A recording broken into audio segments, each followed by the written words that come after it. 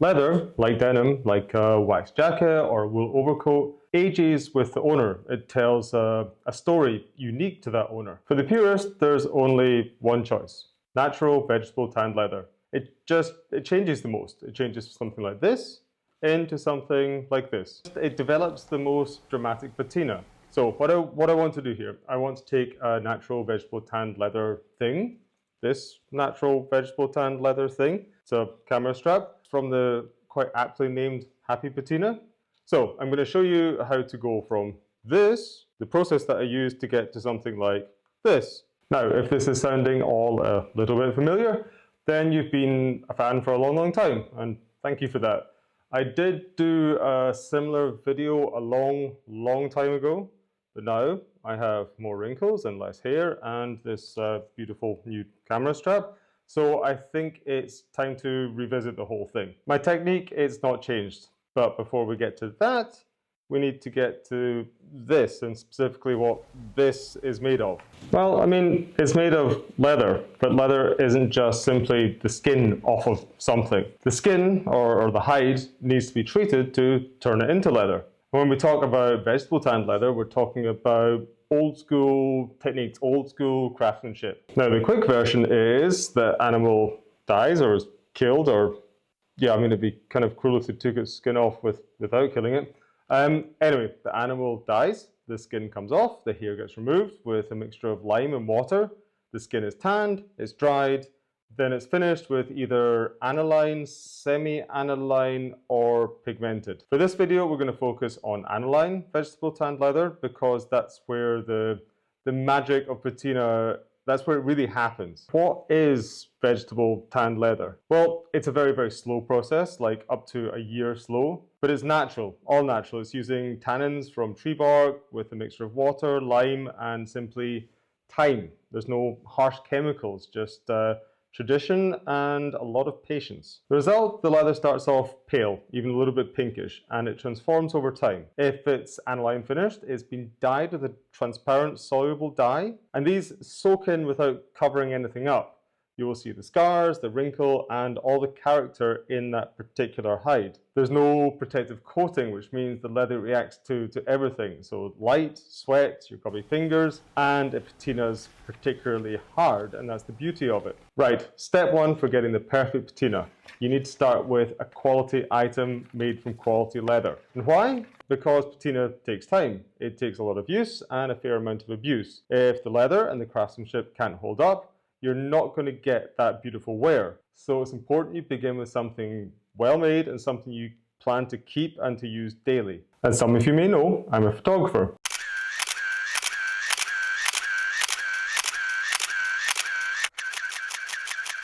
Which means I am always hauling cameras around.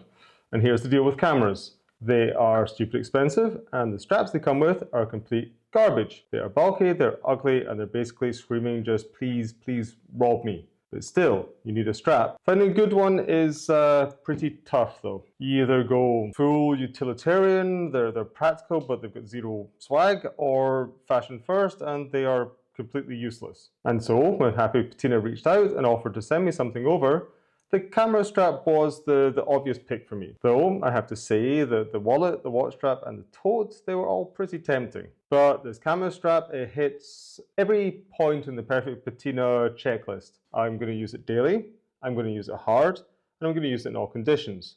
And most importantly, I actually need it. This isn't a vanity piece, it's a tool. Out of the box, Happy Patina gives you everything you need for this whole journey. It's not just the strap itself, it's the whole kit. You've got some leather oil, some wax, and some saddle soap. You've got applicators and these mystery strips of leather.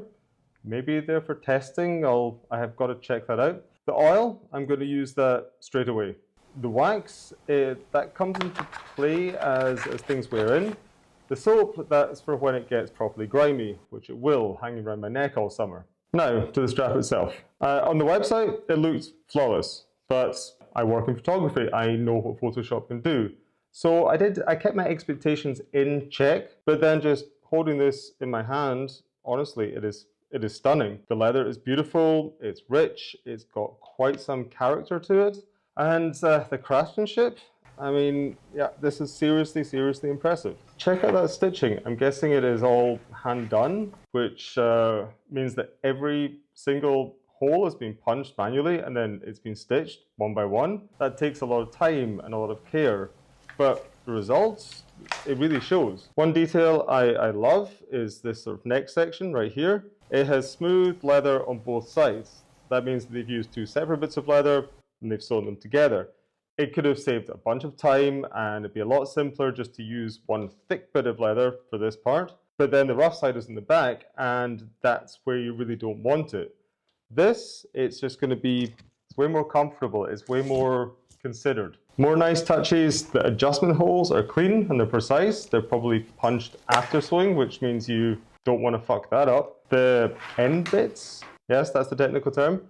They're a single layer of leather, but the rough side has been somehow treated. It's way smoother than I've seen before or that I expected. The cord connecting the strap to the camera is nylon, which means it's going to be tough as hell.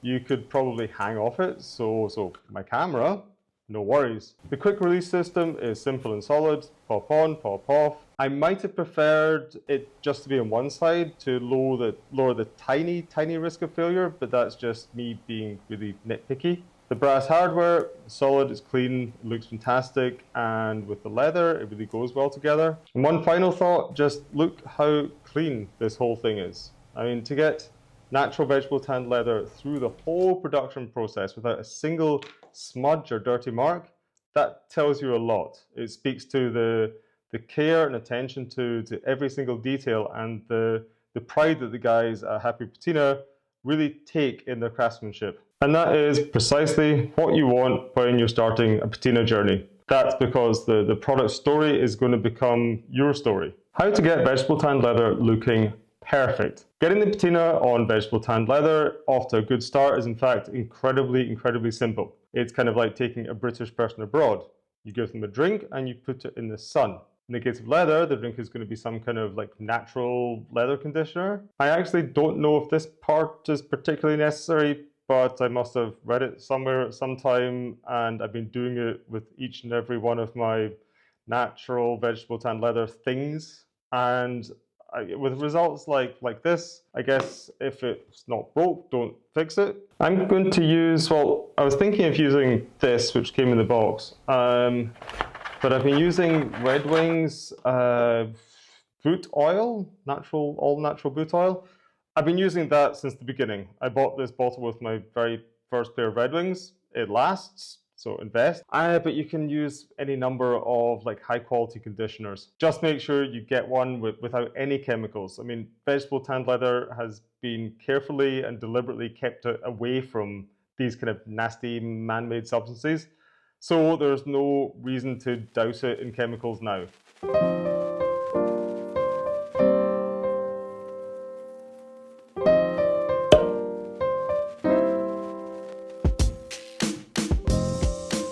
Whatever you do go for, make sure that all parts of the item get a good covering, enough that the tone is similar all over the leather. Now, a warning here on first application. You might think, shit, that is an asshole. What have I done? I've just ruined my expensive leather, whatever it is. Listen, it's totally normal. The leather's going to look blotchy. Every little sort of imperfection just pops out, and that's a bit nerve-wracking.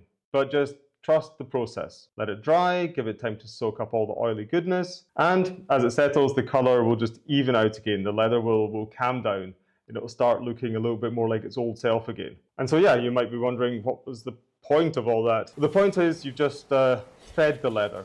You've replenished the oils, you've prepped it for the next chapter of its life, and that's the patina that's coming next. This next part, it's the easiest, and it's the hardest. You have to leave your beautifully oiled leather item thing at home. Seriously, don't use it for a week or so. Instead, stick it in direct sunlight whenever you can. Let it just soak it up.